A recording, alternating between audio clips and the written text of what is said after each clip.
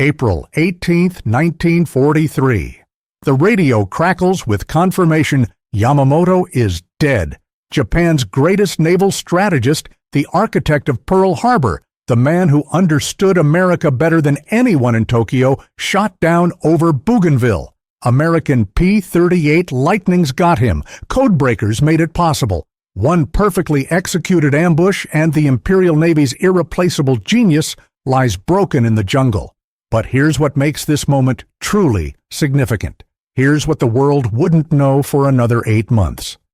6 months before his death, Yamamoto wrote something his superiors didn't want to hear. If forced into a prolonged conflict, the disparity in industrial output will prove insurmountable. They dismissed him, called his assessment too pessimistic. Some whispered he'd become too sympathetic to the West after his years at Harvard and in Washington. They should have listened. Because by December 1943, reconnaissance photos would land on desks in Tokyo, revealing a reality so extreme that intelligence officers initially suspected American deception. What they saw wasn't just concerning. It was existential. It was empire-ending. This is the story of that miscalculation, and the industrial juggernaut that punished it. A naval intelligence officer in Tokyo arranges reconnaissance photographs across a mahogany conference table. His hands tremble as he points to successive images: Pearl Harbor, Espiritu Santo Ulithi Atoll. In each frame, massive warships bearing unfamiliar hull numbers crowd the harbors. Admiral Minechi Koga Yamamoto's successor as Commander-in-Chief of the Combined Fleet since May leans forward to examine the photos more closely. 6 months into his command, he's beginning to understand why his predecessor had been so pessimistic about prolonged conflict. "How many confirmed?" Koga asks, his voice betraying carefully controlled tension. 17 operational or nearing completion, sir. Additional hulls launching monthly from 5 separate facilities. His Chief of Staff, Rear Admiral Shigeru Fukudome, sets down his pen. The mathematics he's been calculating don't add up to anything resembling hope. Silence engulfs the room. These aren't converted cruisers or light carriers hastily cobbled together from merchant hulls. These are purpose-built fleet carriers, each displacing 27,000 tons and capable of operating 90 aircraft. The Americans call them the Essex-class, and they materialize in the Pacific at intervals that seem to violate the basic laws of industrial production. One admiral calculates aloud, his voice rising. Midway occurred 18 months prior. Pre-war intelligence estimated 3 to 4 years minimum for fleet carrier construction, from keel laying to commissioning. Yet here stand hull after hull, arriving with clockwork precision. Every 6 weeks, another massive warship joins the opposing armada. Let that sink in. In the time it takes to hold a few strategy sessions in Tokyo, America drops another 27,000-ton carrier into the Pacific. Another floating fortress carrying 90 aircraft. Another piece of the machine that's going to crush Japan. This isn't shipbuilding. This is industrial violence. The intelligence officer confirms what everyone present comprehends, but cannot bring themselves to articulate. Our most pessimistic projections grossly underestimated their capacity. They aren't merely replacing combat losses. They're constructing an entirely new navy while simultaneously prosecuting a two-ocean war. In that conference room, senior officers of the Imperial Japanese Navy confronted an unbearable truth. They had roused a giant whose industrial might they had catastrophically misjudged. The war had barely entered its second year, yet already the production disparity approached the surreal. Japan had launched one purpose-built fleet carrier since Pearl Harbor. One. America was commissioning them faster than Tokyo's intelligence could track their movements. In the years preceding Pearl Harbor, Tokyo's naval strategists believed they understood their adversaries across the Pacific.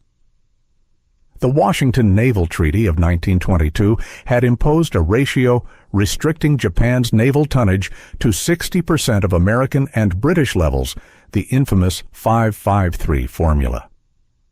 Many in Tokyo interpreted this as deliberate Western condescension, a calculated attempt to maintain their nation as a perpetual second-tier power. This perceived humiliation became a driving obsession behind naval innovation throughout the 1920s and 1930s. Yet the treaty produced an unintended consequence. It compelled Japan to maximize quality when quantity was forbidden. Every ship had to punch above its weight. While the U.S. appeared complacent, allowing its fleet to age, Japan invested heavily in carrier aviation. Engineers developed the finest carrier-based fighter in the world, the Mitsubishi A6M0. Pilots trained relentlessly, gaining real combat experience over China from 1937 onward. By December 7, 1941, when Admiral Yamamoto's strike force approached Oahu, Japan possessed 11 aircraft carriers compared to 7 on the other side. 6 of those Japanese flat-tops were large fleet carriers crewed by the most experienced naval aviators on the planet. Pearl Harbor seemed to vindicate every assumption Tokyo's planners had made. In a single Sunday morning, they sank or crippled 18 warships and obliterated 347 aircraft. 4 battleships would never sail again. An entire fleet, painstakingly built over decades, lay shattered in the shallow harbor mud. And in that moment, Japan thought they'd won. They thought they'd crippled America, bought themselves the time they needed. They were catastrophically wrong. Yet Yamamoto himself harbored deep misgivings. Having studied at Harvard and served as a naval attaché in Washington, he grasped what many colleagues ignored. His adversary's true strength lay not in existing ships, but in latent industrial capacity. Whether he actually spoke his famous quote about awakening a sleeping giant remains disputed among historians, but the sentiment was prophetic. Yamamoto understood that Japan's sole pathway to victory required crushing the enemy rapidly before its factories could achieve full mobilization. Tokyo's military planners had performed meticulous calculations regarding American industrial potential. Steel production, shipyard capacity, manufacturing output, the raw numbers dwarfed their own capabilities. But they made a fatal assumption based on Depression-era observations that America was soft, that its citizens lacked stamina for total war, that democratic chaos would prevent effective coordination. These strategists convinced themselves that after absorbing a series of humiliating defeats, Washington would negotiate a settlement, preserving their conquests. Every single assumption proved catastrophically incorrect. This wasn't just being wrong. This was the kind of wrong that destroys empires, the kind of wrong that kills millions. Because Tokyo made one fundamental mistake, they confused America's reluctance to fight with inability to fight. They mistook democracy's messy debates for weakness. They saw the Depression and thought broken nation instead of industrial giant waiting to wake up. Fatal errors. All of them. Less than 30 days after Pearl Harbor, President Franklin Roosevelt addressed Congress with production goals designed to stagger the imagination. 60,000 aircraft in 1942, another $125,000 in 1943. Alongside these, 120,000 tanks and 55,000 anti-aircraft guns. The figures were so audacious that even some military leaders privately questioned their feasibility. Roosevelt, however, understood something fundamental about his nation's manufacturing. It wasn't merely large, it possessed unique structural advantages that made it the most formidable production engine the world had witnessed. Vast natural resources spanning an entire continent. A homeland situated thousands of miles from enemy bombers. A culture of standardization and assembly line efficiency perfected by Henry Ford and his contemporaries. Most critically, millions of workers who remained unemployed or underemployed after the Depression, representing enormous untapped productive capacity. The Essex-class carrier program became the ultimate demonstration of these advantages, working in seamless coordination. The lead ship, USS Essex herself, received her order in July 1940 with an estimated delivery date of April 1944, a 36-month construction timeline typical for peacetime carrier projects. But as war approached and then erupted, something extraordinary transpired. That timeline compressed. First to January 1944 as priority increased, then, almost impossibly, to December 31, 1942, Essex commissioned a full 15 months ahead of original projections, transformed from a leisurely peacetime project into a wartime crash program completed in less than 20 months from keel laying to commissioning. And that was merely the opening act. Essex served as the prototype constructed while naval architects were still refining specifications. The ships that followed emerged even faster. USS Yorktown, second of the class, required only 16.5 months from keel to commissioning. USS Franklin, built at Newport shipbuilding, established the record at just 14 months. 14 months to construct a floating city carrying 90 aircraft displacing 27,000 tons at full load, requiring 200 men to operate her weapons engines and flight operations. 5 separate shipyards participated in the program: Newport shipbuilding in Virginia, Fore River Shipyard in Massachusetts, Brooklyn Navy Yard in New York, Norfolk Naval Shipyard in Virginia, and Philadelphia Naval Shipyard in Pennsylvania. All operated on the East Coast, utterly safe from Japanese bombers. Newport News alone produced 7 Essex-class carriers. These facilities ran continuously 7 days weekly under floodlights when darkness fell. Workers endured 12-hour shifts 5 days weekly, 10 hours on Saturday, 8 on Sunday. As one laborer from Mobile recalled decades later, when you finally got a day off, you felt like you'd had a week's vacation. The velocity came from systematic innovations and mass production methodically applied to shipbuilding. Essex designs incorporated numerous flat steel surfaces that could be prefabricated in sections and rapidly assembled. Components were rigorously standardized, allowing multiple shipyards to share parts techniques and even workforce training programs. Sub-assemblies were manufactured simultaneously in different locations, then integrated during final assembly. Every lesson from automobile manufacturing underwent adaptation for shipbuilding. Henry J. Kaiser had already proven these principles, with Liberty ships averaging 42 days construction time, with one famously assembled in merely 4.5 days. The infinitely more complex Essex-class still benefited from identical philosophical approaches. By 1943 and 1944, new Essex-class carriers were commissioning at sustained intervals, averaging one every 6 to 8 weeks. This wasn't a temporary production surge, but relentless output maintained month after month. During 1943 alone, 9 Essex-class carriers joined the fleet. By late 1944, 17 had commissioned with additional hulls in advanced construction stages. Each arrived in the Pacific equipped with cutting-edge radar, the finest anti-aircraft weaponry available, and air groups flying new aircraft like the F-6F Hellcat fighter and SB-2C Helldiver dive bomber.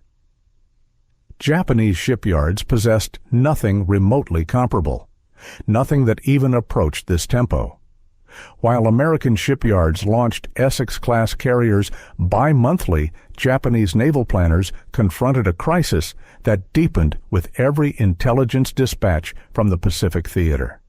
Japan's sole purpose-built wartime fleet carrier, the Taiho, had her keel laid at Kawasaki Shipyard on July 10, 1941, nearly simultaneously with early Essex-class vessels. Taiho displaced 29,300 tons, actually exceeding Essex dimensions. She incorporated an armored flight deck, a first for carrier design from the Empire, and represented the pinnacle of Imperial Japanese Navy engineering. She commissioned on March 7, 1944, 32 months after keel laying. 32 months to build one carrier, while America constructed them in 14 to 20 months. The mathematics were brutal, but circumstances grew worse. Those 32 months included peacetime periods before Pearl Harbor, before U.S. bombers began ranging across the Pacific, before submarine wolf packs started strangling Japanese supply lines. And Taiho would remain the only non-conversion purpose-built fleet carrier Japan commissioned during the entire war. One single ship versus 17 Essex and Midway-class fleet carriers from the United States. 1 versus 17. Do the math. Because Tokyo's admirals certainly did. And what they calculated wasn't a fleet disadvantage. It was a death sentence. Tokyo's planners had envisioned additional carriers. On June 30, 1942, shocked by catastrophic losses at Coral Sea and Midway, where 1 light and 4 fleet carriers were destroyed, in mere weeks, the Imperial Japanese Navy drafted an ambitious program, 5 modified Taiho-class carriers plus 14 vessels of a new Unryu class. On paper, the plan appeared formidable. Reality proved devastating. Industrial Japan simply lacked the capacity to execute it. The 5 modified Taihos were canceled before construction even commenced. Of 14 planned Unryu-class carriers, only 6 hulls were actually laid down and launched. 3 of those commissioned, yet only 1 ever deployed operationally, and that as a transport vessel, not a combat carrier. The Japanese war effort had collapsed under its own industrial inadequacy before most of these ships could touch water. Why couldn't Japan build carriers at competitive rates? The constraints were absolute and multiplying exponentially. Raw materials constituted the primary obstacle. Japan had imported most oil from the United States before hostilities. Once fighting began, they seized oil fields in the Dutch East Indies, then had to transport that petroleum across submarine-infested waters. U.S. submarines, growing lethally effective each month, systematically devastated merchant shipping throughout Japan's supply network. Without fuel, shipyard operations slowed to a crawl. Without steel from overseas sources, construction halted entirely. Skilled labor created the second crisis. Japan's technical training programs couldn't produce adequate numbers of qualified shipbuilders, and existing workers were spread impossibly thin, attempting to repair battle damage, construct new vessels, and maintain the operational fleet simultaneously. Meanwhile, U.S. shipyards recruited workers from everywhere, trained them rapidly, using systematic methods, and organized them with industrial efficiency that managers in Tokyo couldn't replicate. U.S. bombing multiplied every problem. As the war progressed and Allied forces pushed inexorably closer to the home islands, Japan's shipyards came under direct aerial attack. The massive raid on Truk in February 1944 demonstrated American power in ways that profoundly shocked commanders throughout the Imperial Navy.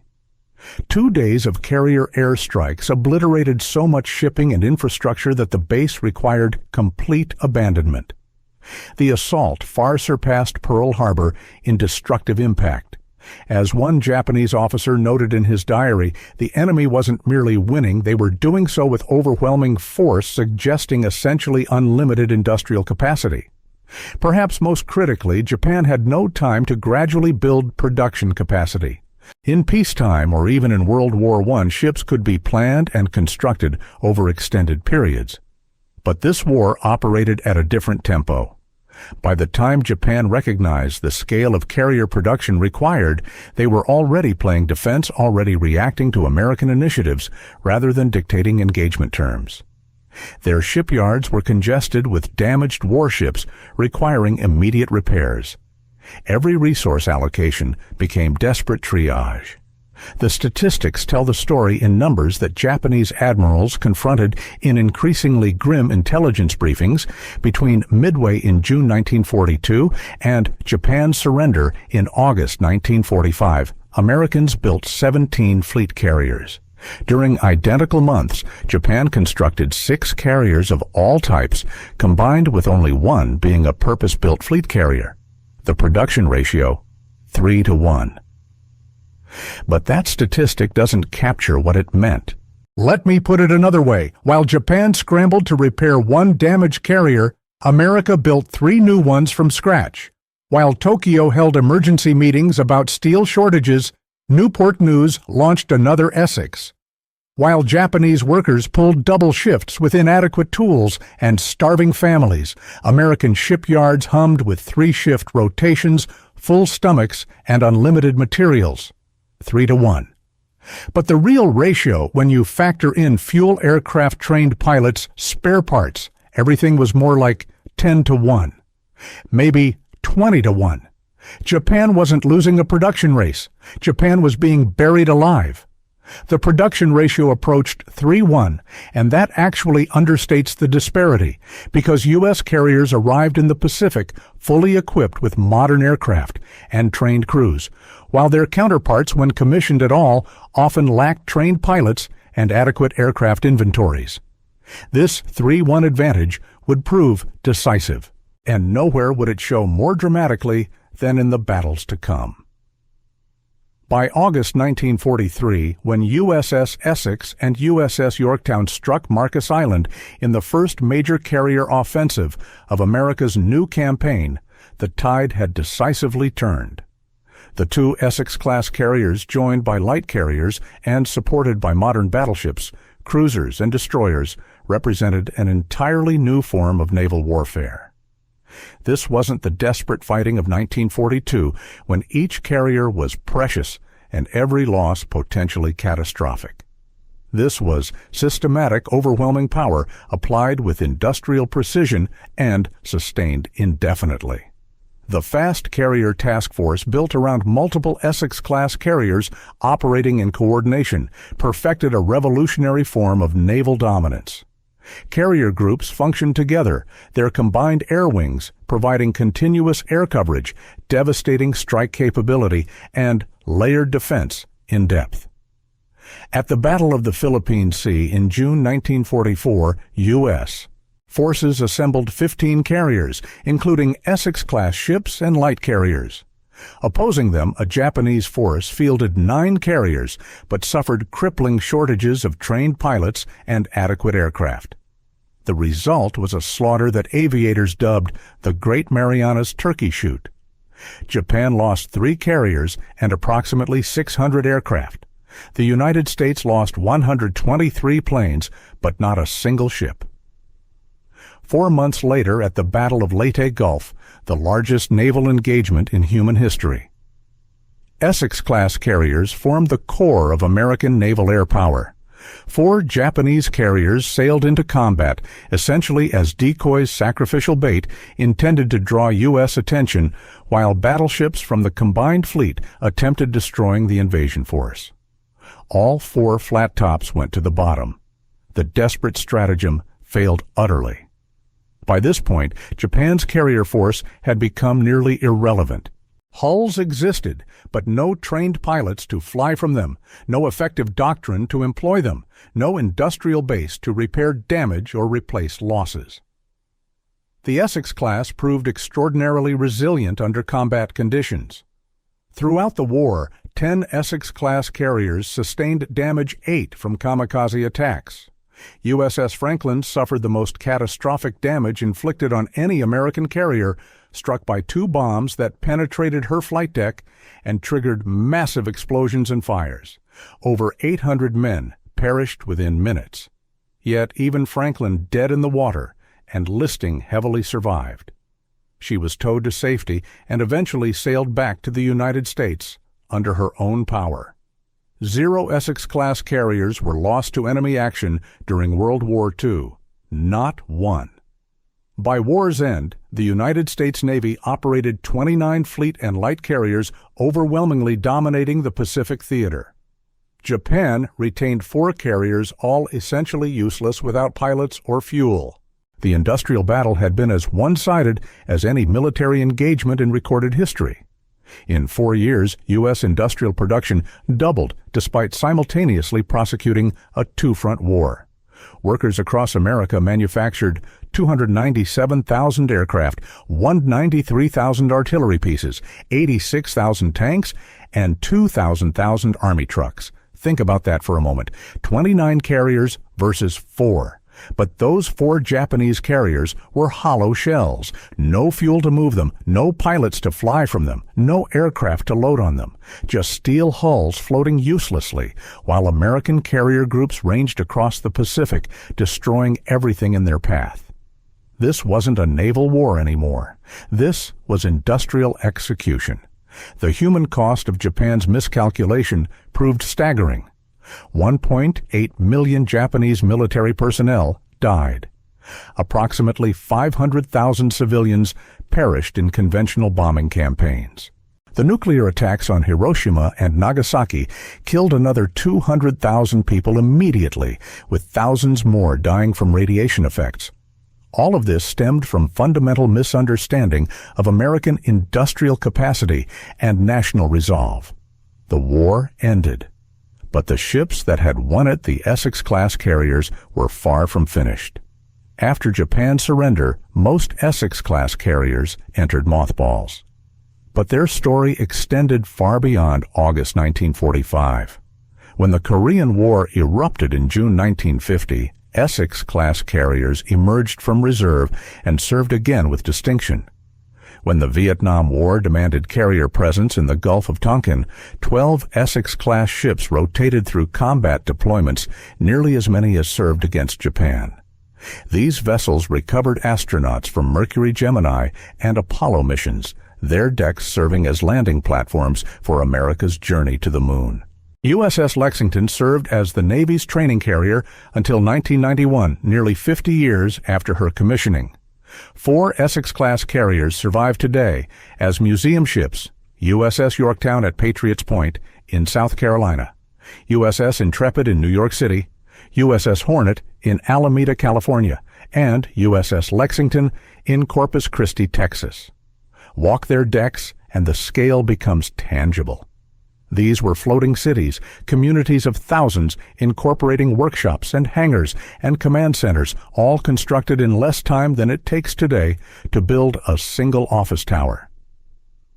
The Japanese admirals who examined those reconnaissance photographs in December 1943 understood what the images revealed, even if the implications seemed impossible to accept. Every 6 weeks, another Essex-class carrier. Monthly, dozens of new fighters and bombers rolling off assembly lines. Quarterly, hundreds of thousands of tons of shipping replacing losses while simultaneously expanding the fleet. Japan had awakened something they couldn't stop, couldn't slow, couldn't negotiate with.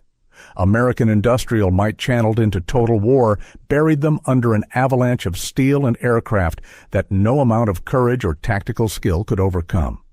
Yamamoto tried to warn them. He saw it coming. He knew what industrial America could do once it stopped debating and started building. His colleagues ignored him, called him a pessimist, an alarmist. They should have listened. Because by December 1943, when those reconnaissance photos landed on desks in Tokyo, it was already over. Not because Japanese sailors lacked courage, not because their engineers weren't brilliant, not because their warriors didn't fight to the death. It was over because you can't beat an industrial avalanche with bravery. You can't sink steel mills with torpedoes. You can't dogfight assembly lines. The Essex-class didn't just win a war. It proved that in industrial age conflict, production capacity matters more than warrior spirit. Manufacturing trumps martial tradition. Assembly lines beat ancient honor codes. Japan learned this lesson at catastrophic cost. The world learned it too. And that lesson echoes across every conflict since. The Essex-class represents far more than shipbuilding achievement. It embodies the mobilization of an entire nation's economic power towards singular purpose executed with efficiency that astounds historians 8 decades later. 24 fleet carriers built by 5 shipyards. In under 4 years, each one a masterpiece of naval architecture, each launching in time frames previously considered impossible. This was American mass production applied to warfare, and it proved unstoppable. In the final analysis, victory wasn't merely about building ships faster. It encompassed building them better, crewing them more effectively, supporting them logistically across Earth's largest ocean, and sustaining that effort not for months, but for years. Japanese planners had wagered on a short war because they understood they couldn't prevail in a long one. Essex-class carriers appearing with metronomic regularity transformed that nightmare into reality. The next time you encounter footage of World War II carriers launching aircraft, remember that each one represents an industrial miracle testament to what a nation can accomplish when every factory, every shipyard, every worker pulls toward a common goal.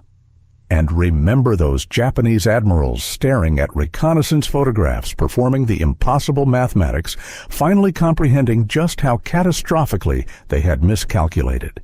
If you found this exploration of Essex-class carrier production fascinating, please like this video and subscribe to WWII Remains for more detailed investigations of World War II history. We uncover the stories, the data, and the human experiences that shaped the most consequential conflict in human history. Your support enables us to continue bringing these narratives to light. Until next time, thank you for watching.